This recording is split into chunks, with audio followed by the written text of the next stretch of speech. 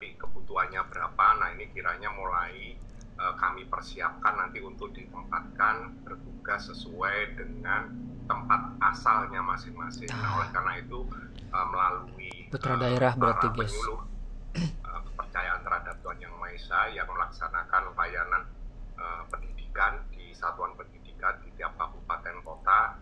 Nah, ini mohon dibantu berkaitan dengan siswa didiknya, karena formasi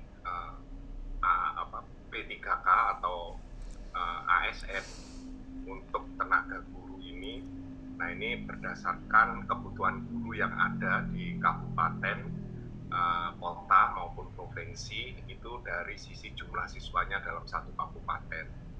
Nah, mungkin untuk lulusan ini kami di 2024 angkatan pertama dari Untak Semarang. Nah, ini kami akan segera realisasikan. Dan selain itu juga nanti kiranya mohon dibantu pula Bu Mary, Bu Harti gitu ya, bisa mendapatkan informasi berapa sih jumlah siswa didik pada satuan pendidikan di kabupaten di mana Bapak Ibu bertugas.